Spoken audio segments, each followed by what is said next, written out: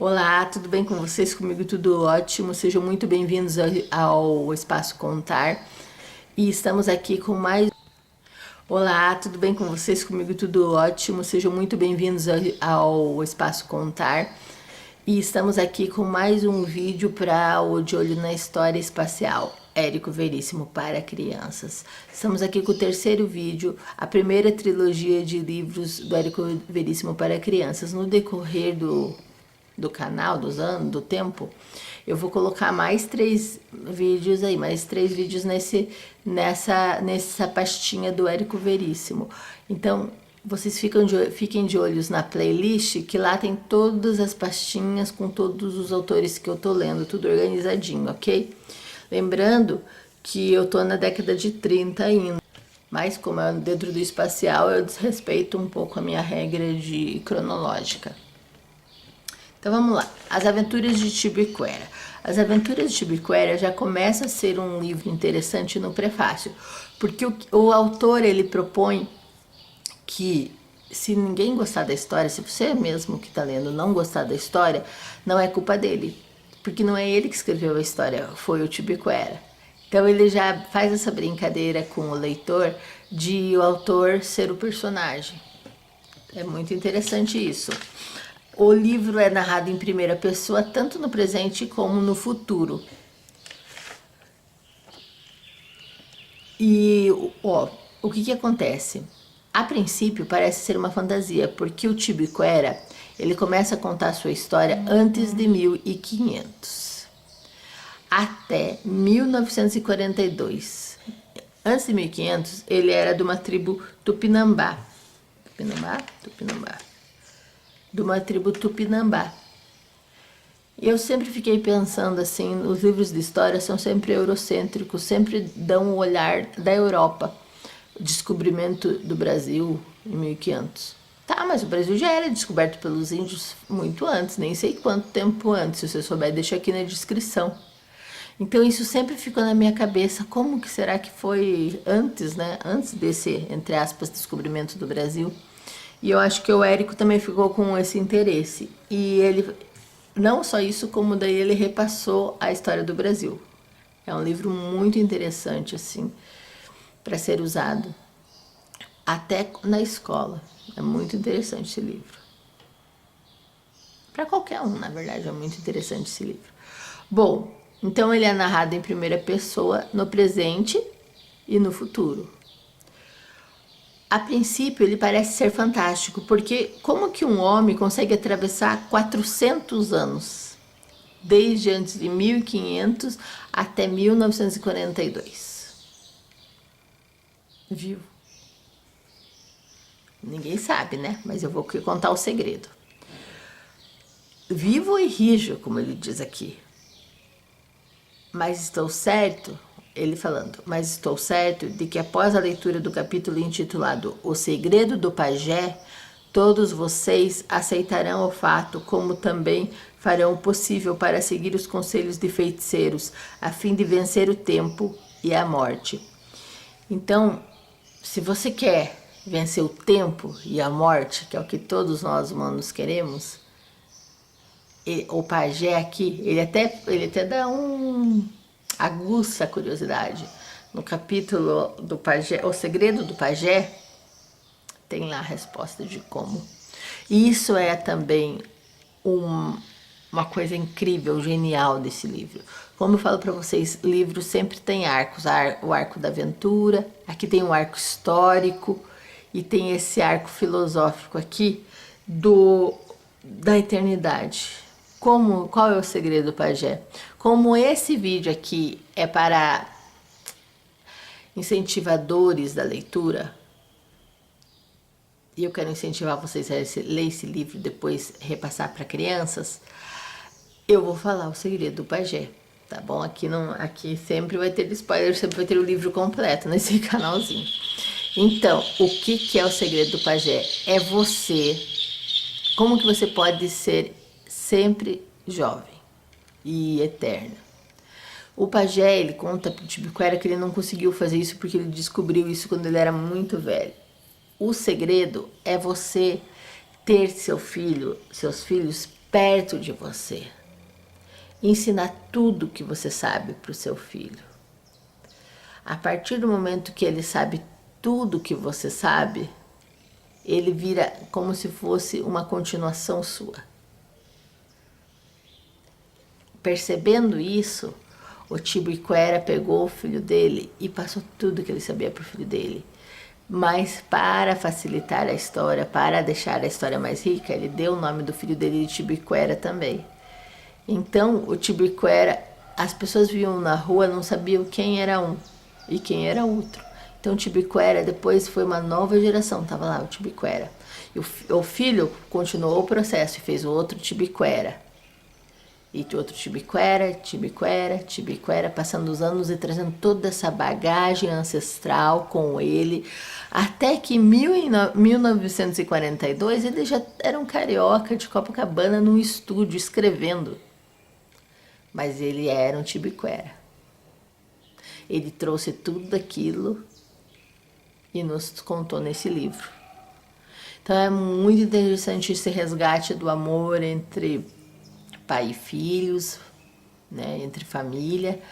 Por mais que a gente pense assim, você não tem que repetir os passos do seu pai igualzinho, você tem que fazer coisas diferentes, tudo bem.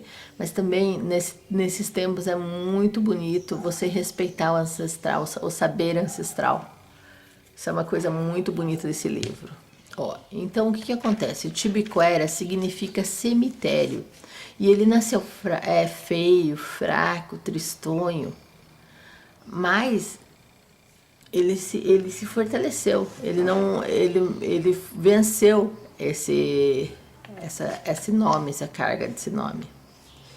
E o pajé chama ele e fala que Tibiriquara é um valente, mas não pode com os gênios dos matos. Então, o olhar do índio sobre o descobrimento também é muito interessante. O olhar do índio sobre o descobrimento é assim: o nosso espanto foi enorme. Abria-se na nossa frente a grande baía. Dentro dela, balançando-se de leve, estavam pousadas 12 ou 13 embarcações como nunca tínhamos visto em nossa vida. Olhava admirado para as bandeiras coloridas. E só... ali é o presente, tá? Isso é ele falando no presente. Daí tem um paralelismo com o futuro. E só 100 anos depois eu iria aprender que aquela era a frota portuguesa que descobrira o Brasil. Naquela hora não existia Brasil, mas sim a nossa terra, Pindorama. Terra boa e grande, onde nossa tribo e mais muitas outras corriam livres, acampando aqui e lá, caçando, pescando, dançando, guerreando. O chefe Tupinambá quis reunir seus homens para o combate, mas o pajé veio e disse que não haveria guerra, eles vão nos divertir. Foram dias de festa para nós aqueles, davam aos índios espelhos, colares e outros objetos, recebiam em troca pedras coloridas, arcos, flechas, potes de barro. Existia na enseada um ilhéu, foi nele que os portugueses realizaram a primeira missa. Quando o capitão da armada, naquele tempo eu não conhecia estes nomes, ergueu no ar o ostensório, tive a impressão que era o próprio sol que de repente brilhava nas mãos do padre. 2 dias depois levavam a cruz e celebravam uma missa. Uma noite, enquanto todos dormiam, fui olhar a grande cruz. Imaginei-me diante de um gigante negro de braços abertos. Sentia que qualquer coisa não sabia o que era. A cruz me deixou mudo, com um peso no peito. Aquela noite dormi na sombra dela. Então são as primeiras impressões do descobrimento. E é um ponto de vista indígena, né, gente? Tão calado nosso indígena, tão sem voz. Até hoje. É importantíssimo ler uma obra dessas. Ponto de vista do indígena, como eu disse. Quando os navios portugueses se aprontavam para partir, o pajé mandou levar ao comandante da arma muitos presentes, cocares, enduapes, pedras preciosas, potes de barro, penas coloridas. O chefe branco, hoje eu sei que se chama Pedro Álvares Cabral, recebeu os presentes e de certo achou que significava chefe branco, eu te mando estas coisas porque eu e minha gente gostamos de ti e de teus homens e queremos viver em paz com a raça branca. Então aí você já vê a cordialidade do indígena, tal. Ele estava gostando do branco. Porém, a intenção do pajé fora outra.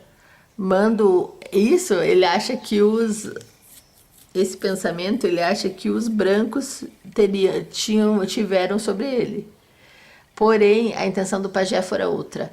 Mando-vos esse presente como pagamento pelas horas divertidas que me fizeste passar. O segredo do pajé, que é o maior bem da vida, que eu já falei para vocês, que é a coragem. Só a coragem, ele fala, nessa conversa, ele fala assim, Tibiquera, qual é o maior bem da vida? A coragem. Só a coragem? O maior bem da vida é a mocidade, pajé. Tibiquera, não quero ficar velho. Ensina-me o remédio para vencer o tempo, para enganar a morte. Tu que sabes tudo, que viste tudo, que falaste com o grande Sumé. O pajé bate na testa com o indicador direito. Não há feitiçaria. O pajé gosta de ti, ele te ensina. Escuta. O tempo passa, mas a gente finge que não vê. A velhice vem, mas a gente luta contra ela, como se fosse um guerreiro inimigo. Os homens velhos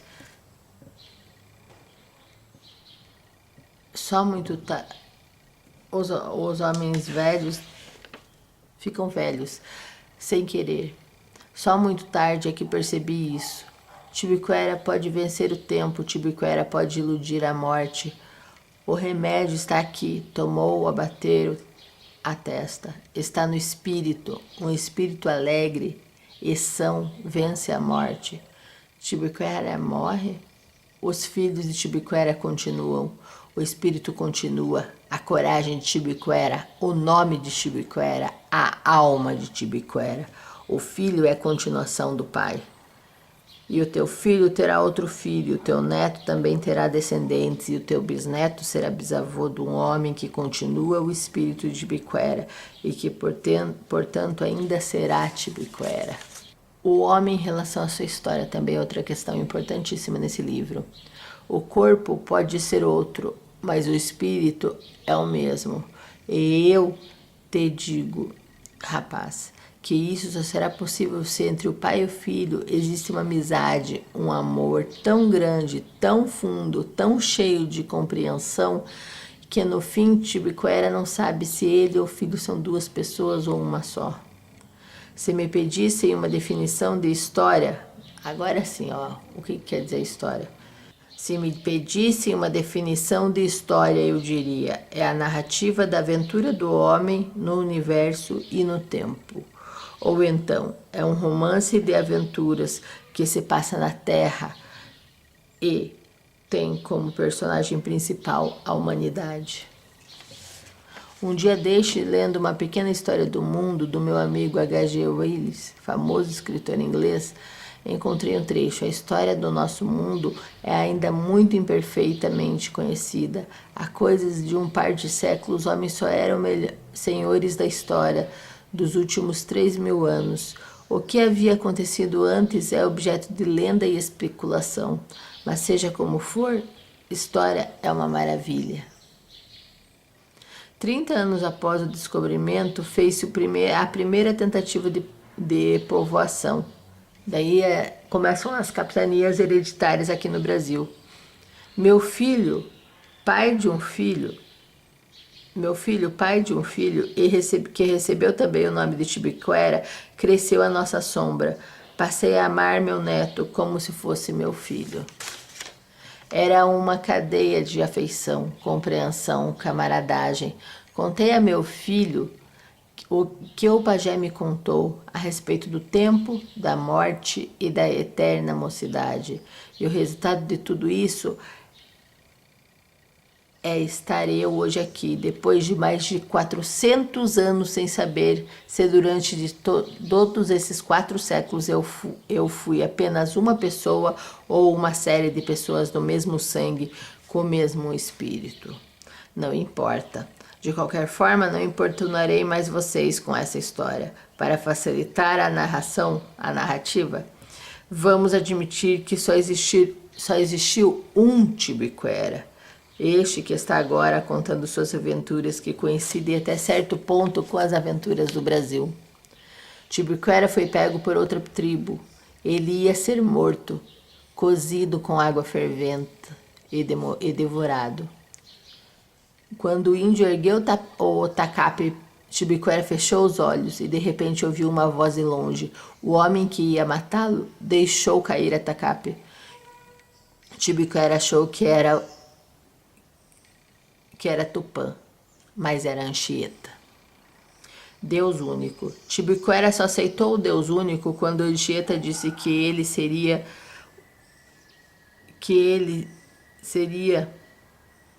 ele, usando a cruz e acreditando no Deus único, venceria os espíritos da floresta. Tibiriquara chamou os espíritos da floresta. Eles estavam mortos. Então, o que aconteceu? Aquela crendice do Tibiriquara, aquele medo tão grande dos espíritos da mata, que era até incentivado pelo pajé, porque não podia, dos mistérios da vida, que não podia, nem Tupã podia com ele. Quando ele pôs aquela cruz e o Anchieta falou para ele que com certeza agora o Deus único é mais forte que os deuses, os monstros lá, os espíritos da floresta, ele foi para o meio da floresta com aquela cruz e chamou todos os espíritos, nenhum veio, porque ele já não tinha medo. Ele estava acreditando ele estava com fé nele mesmo. Tibiriquara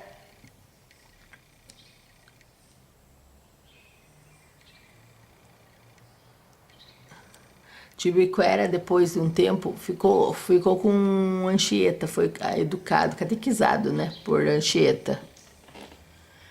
Também Tibiriquara salvou Anchieta de um índio vingativo, porque os índios, tinham muitos índios que já estavam revoltados com os portugueses. Só que o Tibiriquara não sabia disso. O Tibiriquara era um homem que foi catequizado por Anchieta, foi salvo por Anchieta. Então, o que ele pensa? Ele é fiel a Anchieta.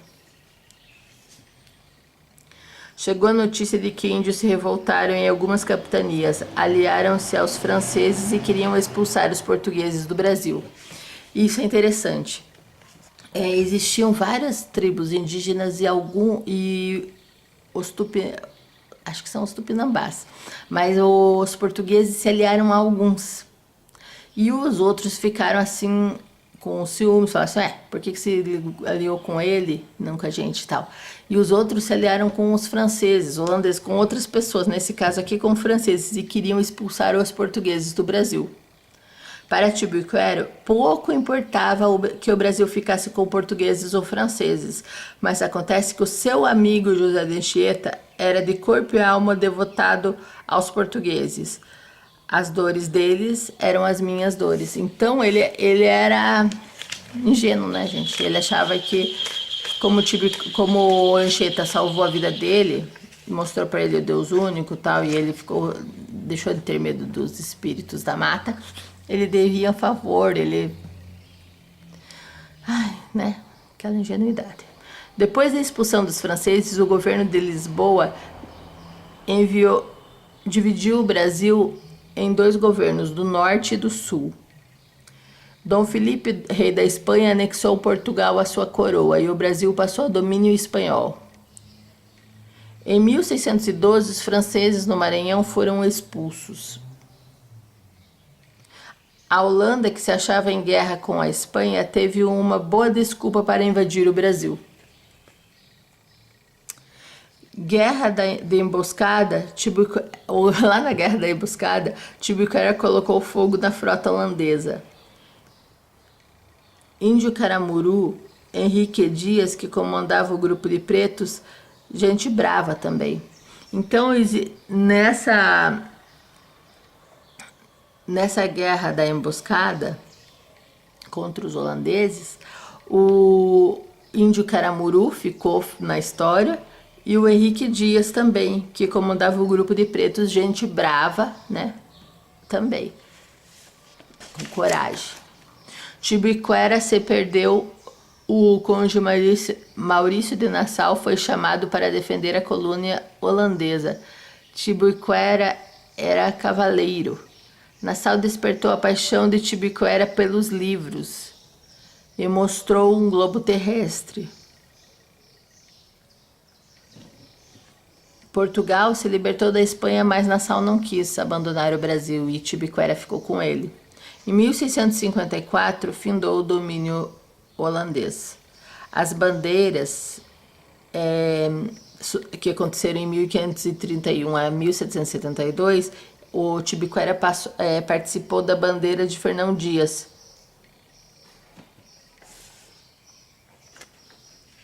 Tibuquera viu um preto refestelado dentro de um automóvel. Estava bem vestido e fumava charuto. Era formado em medicina. Fiquei fazendo reflexões otimistas.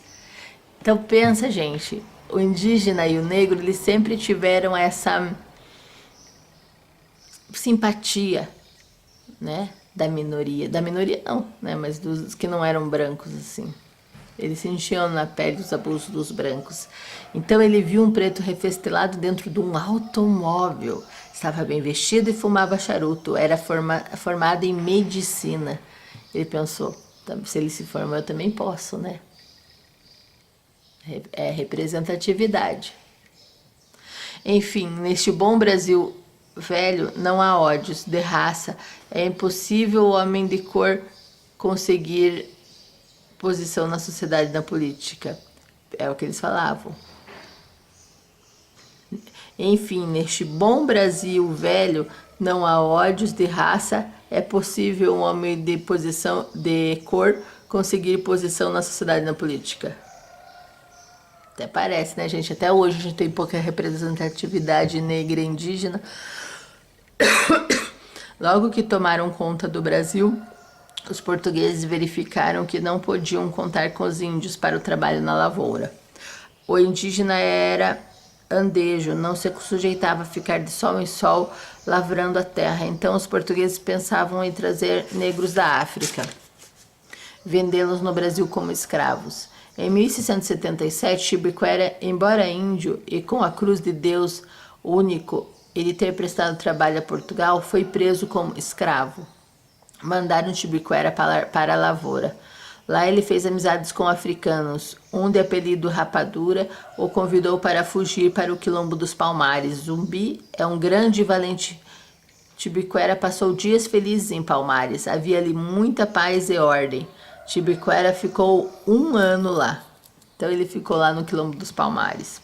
Em 1687, 9 anos depois de um tratado de paz foi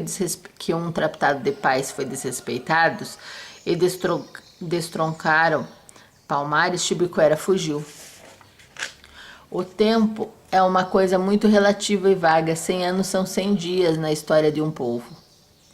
Por causa de uma dor no dente, Tiradentes tirou um dente de Tibuquera e disse que o Brasil também estava com dor nos dentes. Tiradentes diz que os dentes que precisa tirar eram os portugueses. Devemos mandá-los embora para tomar conta deste grande país para nós, brasileiros. Tiradentes disse a Tibuquera que era para ele pagar, né, que ele não tinha dinheiro para pagar o dentista, amando o Brasil, desejando sua liberdade. Tibuquera ficou com Tiradentes. Em 1800, Tibuquera estava no Rio de Janeiro. Levaram Tibuquera para o hospício quando ele foi contar sua história. Claro, ele foi dizer que ele nasceu antes de 1500 e já era 1800. Em 1823, como Tibuquera ajudou Dom Pedro, ele deixou o índio realizar o desejo que ele quis. Um professor. 7 anos ele ficou estudando. Até Dom Pedro, Tibuquera ajudou.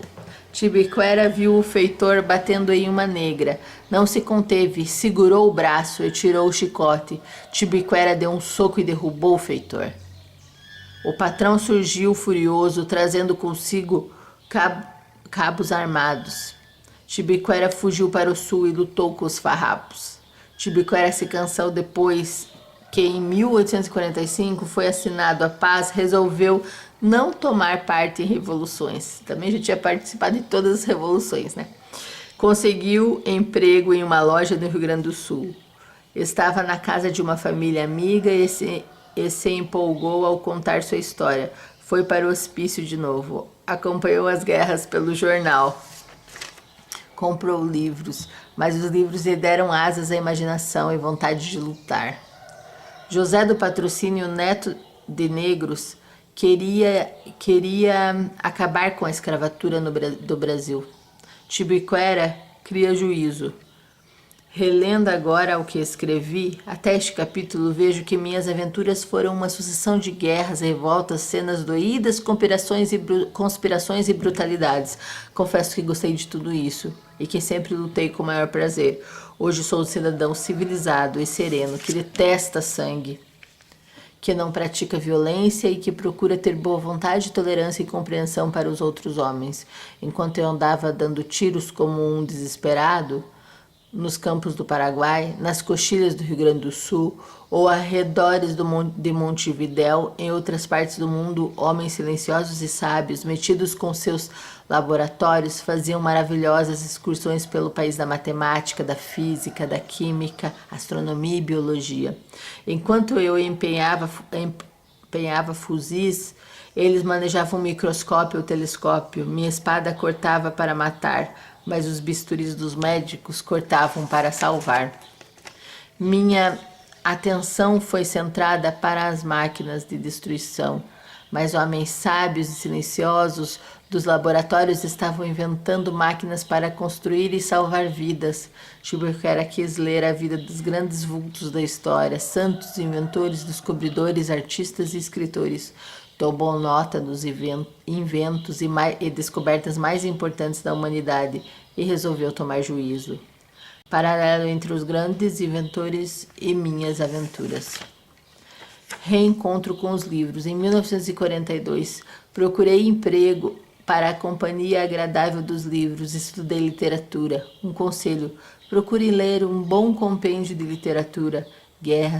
Várias guerras, conflitos aconteceram, mas Tibiquera se manteve recolhido no seu canto, apegado aos seus livros. A história do Brasil, da República para cá, só pode ser contada daqui a 50 anos, no mínimo. Então, vocês perceberam que nesse livro, no final das contas, Tibiquera caiu quando ele ficou civilizado, assim, passou o tempo, ele viu que valia muito mais a pena você usar coisas para salvar a pacificação, os livros, a cultura, né? É um livro muito interessante. Indico muito esse livro, tá? Até o próximo.